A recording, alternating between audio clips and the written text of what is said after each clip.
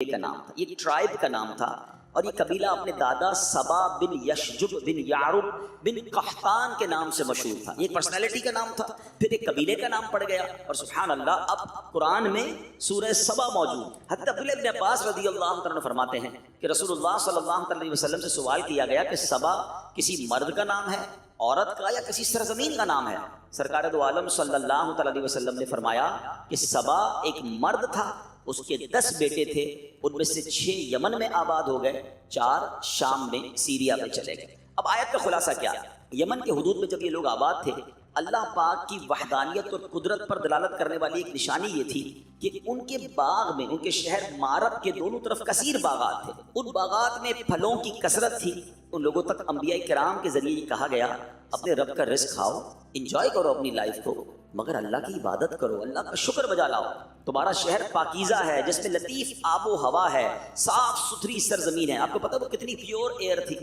میں بھی پچھلے دنوں نیوزی لینڈ گیا، میرے لیے بڑی شاکنگ بات تھی۔ یہ ضرور پتا تھا کہ وہاں کی آب و ہوا بڑی اچھی ہے، مگر مجھے بتایا گیا کہ نیوزی لینڈ کی ہوا جو ہے، یا فجی کی جو ہوا ہے، وہ باقاعدہ کینز میں پیک کر کے کئی ملکوں کو ایکسپورٹ کی جاتی ہے۔ میں سمجھا میرے ساتھ کچھ مذاق کر رہے ہیں لوگ، کہہ رہے ہیں عبداللہ بھائی ایسا ہی ہے، چائنا میں آپ دیکھیں کہ یہ باقاعدہ جو $1 میں $2 میں نیوزی لینڈ کی ہوا ملتی ہے، لوگ اس کو اسمیل کرتے ہیں۔ مجھے پھر بھی یقین نہیں ہے، پھر میں نے انٹرنیٹ پہ سرچ کیا تو واقعی ایسا تھا کہ آج بھی پیور ایئر کی اتنی ویلیو دنیا میں ہے کہ کئی لوگوں کو یہ کریز ہوتا ہے کہ ہم صاف ستھری ہوا لیں، اور میں نے وہاں دیکھا لوگ بڑی لانگ لائف جیتے ہیں، ہوا بڑی اچھی ہوتی ہے، صحت مند رہتے ہیں۔ اگر قرآن کہتا ہے سبا کے لوگوں کے پاس جو شہر تھا نا، اس شہر کی ہوا ایسی تھی جس میں کوئی مچھر ہی نہیں، کوئی مکھی نہیں تھی، کوئی کھٹمل نہیں تھا، سانپ بچھو کوئی نہیں تھا، بلکہ پاکیزگی کا عالم یہ ہوتا کہ کوئی دوسرے شہر کا آدمی اس شہر سے صرف گو تھرو کر لیتا، گزر جاتا، تو اگر اس کے جسم پر کوئی جوئیں یا کیڑے ہوتے وہ بھی مر جاتے تھے۔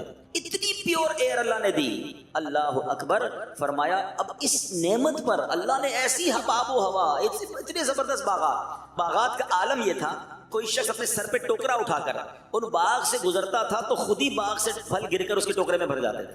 اتنے شاندار پھل، ایسی آب و ہوا، انہیں بار بار پیغام دیا گیا کہ اب اللہ کا شکر ادا کرو، اللہ کی نعمتیں اتنی شاندار ملی ہیں، عاجزی اختیار کرو، شکر گزار بن جاؤ۔ مگر ان لوگوں نے کیا کیا؟ ان لوگوں نے، قرآن کہتا ہے تو انہوں نے منہ پھیرا تو ہم نے ان پر زور کا سیلاب بھیجا۔ ان کے باغوں کے عوض 2 باغ انہیں بدل دیے، جو کڑوے پھل والے اور جھاؤ والے اور کچھ تھوڑی سی بیریوں والے تھے۔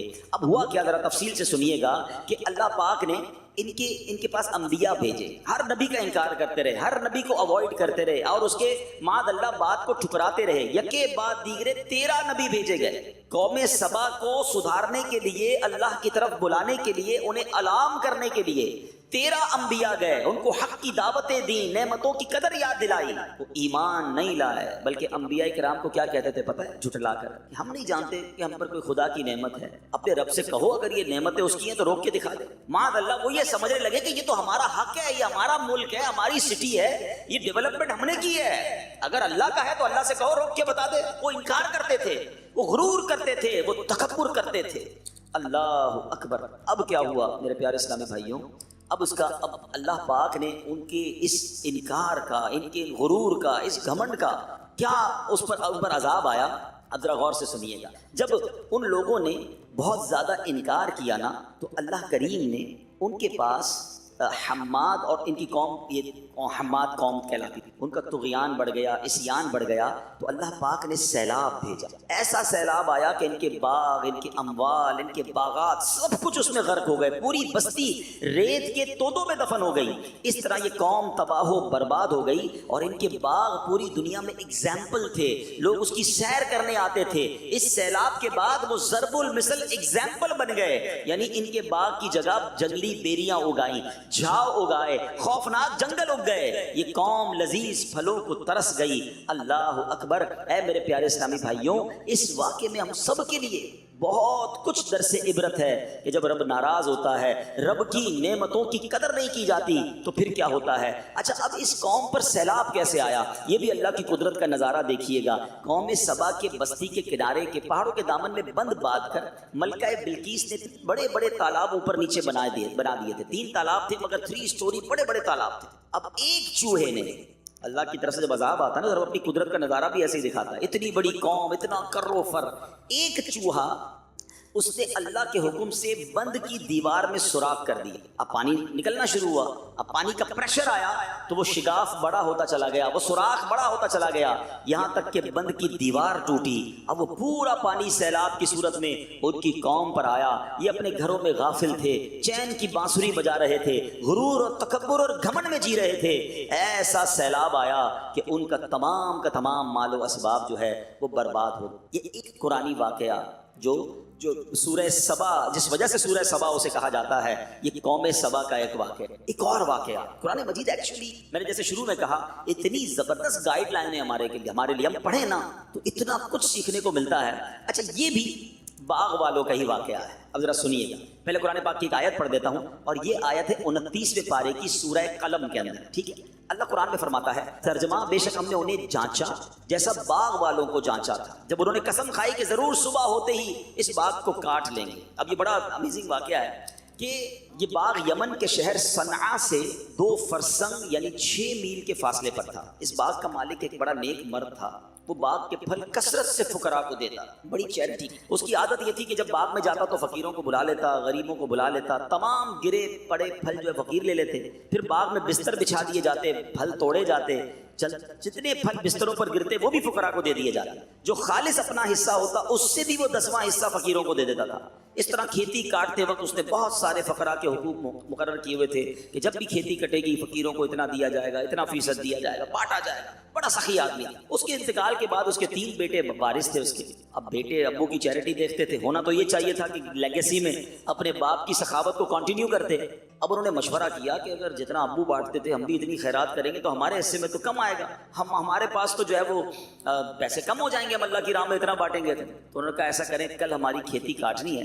تینوں نے مل کر قسم کھائی کہ صبح جلدی پہنچ جاتے ہیں، فقیروں کو نہیں بتاتے جو ہر بار آتے ہیں غریب لوگ، ہم سارا مال خود ہی جو ہے نا وہ کاٹ کے اپنے پاس رکھ لیں. صبح ارلی مارننگ وہ پہنچ گئے اپنے باغ. اللہ اکبر. پھر کیا ہوا، جب باغ میں پہنچے تو اللہ کے حکم سے رات ایک آگ اس باغ میں آئی اور صبح تک وہ سارا باغ جل کر سیاہ ہو گیا. ٹھیک ہے، جب صبح یہ اپنے باغ میں پہنچے نا تو کہنے لگے ہم کسی اور باغ میں آ گئے ہیں، یہ تو باغ ہے ہی نہیں، یہاں پر تو سب جل کے خراب ہو گیا ہے، ہم غلطی سے راستہ بھول گئے ہیں. مگر آس پاس کی دیواروں اور تمام چیزوں کی جب نشانیاں دیکھی تو قرآن کہتا ہے انہیں احساس ہو گیا کہ یہ تو ہمارا ہی باغ تھا. اور اب انہیں احساس ہوا کہ ہم نے بری نیت کی، ہم نے اللہ کی راہ میں خرچ کرنے سے ہاتھ روکنے کی نیت کی، ہم نے اللہ کو ناراض کیا اور ہمارا سب کچھ چلا. ان لوگوں نے پھر اللہ کی بارگاہ میں رو رو کر توبہ کی. طویل واقعہ، میں اس کو سمرائز کر رہا ہوں. انہوں نے رو رو کر توبہ کی. ایک بھائی کہتا ہے کہ میں تمہیں نہیں کہتا تھا کہ اللہ کی تسبیح کیوں نہیں کرتے، برے ارادے سے توبہ کیوں نہیں کرتے، اللہ کی نعمت کا شکر کیوں نہیں بجا لاتے. اب سب ایک دوسرے کی طرف دیکھنے لگے، رونے لگے کہ واقعی ہم سے مسٹیک، نے اللہ کو ناراض کیا، ہمارا سب کچھ چلا گیا. ہم اللہ کی راہ میں تھوڑا دیتے تھے، اللہ ملٹی پلائی کرتا تھا، مگر ہم نے تو سبھی ضائع کر دیا. اللہ اکبر. اب سب نے اللہ کی بارگاہ میں توبہ کی. سبحان اللہ. تفسیر قرآن میں لکھا اللہ نے اس سے بہتر باغ انہیں عطا فرمایا، توبہ قبول فرمائی اور اس سے بہتر مال عطا فرمایا، اس پہ بھی کثیر پیداوار ہونی شروع.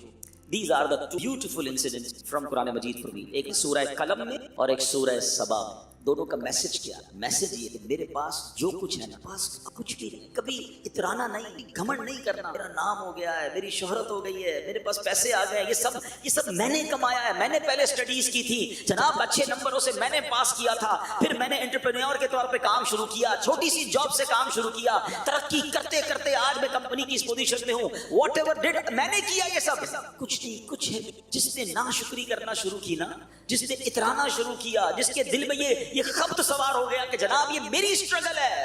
ارے جناب اگر اسٹرگل کرنے والے ہی کامیاب ہوتے تو ہم سے زیادہ عقل مند لوگ اس وقت بے روزگار، ہم سے زیادہ اللہ کے نیک بندے پریشان بھی ہیں. مجھ جیسے گناہگار کو اتنا نواز دی تو ہر وقت اپنی خطائیں یاد آنی چاہیے. مجھے ایک بات کا جواب دیجئے، رزق کون دیتا ہے؟ جواب دو نا، اللہ دیتا ہے نا. پانی کون دیتا ہے؟ آکسیجن جو ہم لے رہے ہیں وہ کون دے رہا ہے؟ جو کچھ ہے وہ رب دے رہا ہے. مجھے بتائیں اگر آپ کی آفس میں، آپ جہاں بھی جاب کرتے ہیں، کوئی بندہ آپ کے CEO یا ڈائریکٹر یا HOD کی بات نہ مانے، جب بھی وہ کوئی بات کرے اس کا الٹا کا جواب دے، آلویز وہ بات کا الٹا کام کرے، روز مسٹیکس کرے، کیا جو باؤنڈریز، جو فیسلٹیز جو اس کو کمپنی میں حاصل ہے وہ باقی رہیں گی؟ بندہ کہے گا ٹھیک ہے، جب آپ کمپنی کے لیے کام ہی نہیں کر رہے تو آپ کی جاب ختم، اپنی گاڑی واپس کریں، اپنی فیسلٹیز واپس کریں، تمام پریولیجز ختم کر دیے جاتے ہیں، بیکاز آپ کمپنی کے رول کو فالو نہیں کر رہے، اپنے ہیڈ کو جواب نہیں دے رہے۔ جو ایک بات بتائیں، میں صبح اور شام اللہ کی نافرمانیاں کر رہا ہوں، وہ تو مجھ سے کھانا نہیں روک رہا، وہ تو مجھ سے آکسیجن نہیں روک رہا ہے، ہونا کیا چاہیے تھا؟ لاجک کیا کہتی ہے؟ میری آنکھیں حرام دیکھتی، اللہ کی نافرمانی کرتی، میں اندھا کر دیا جاتا، کیونکہ اللہ نے آنکھ دی تھی نا۔ بس اے میرے بندے، میں نے آنکھ دی اپنی فرما برداری کے لیے، تو ان آنکھوں سے گناہ کر رہا ہے، روشنی ختم نہیں ہوتا۔ حرام سنتا تو بہرا کر دیا جاتا، حرام بولتا تو گونگا کر دیا جاتا، یہ ہاتھ حرام کے لیے اٹھتے تو گر جاتے، یہ پیر حرام کے لیے چلتے تو میں لگڑا ہو جاتا۔ فرام مائی ڈے ون، میں تو جب سے ہوش سنبھالا کتنی نافرمانیاں کی اللہ کی، اپنی مہربانیاں روک نہیں رہا، اور میں کہتا ہوں میں نے کیا ہے، میں یہاں تک پہنچا ہوں، سب میرے رب کا۔ کاش یہ بات سمجھ آ جائے۔ ایک قرآن پاک کی میں آیت کا جز پڑھ رہا تھا، اللہ اکبر، اگر یہ بات سمجھ آ جائے نا، سبحان اللہ سبحان اللہ، قرآن مجید میں اللہ کریم نے خود فرمایا، اور کاش یہ بات ہمارے دل میں اتر جائے کہ سب کچھ ہمارے رب کا ہے، جو کچھ ہے وہ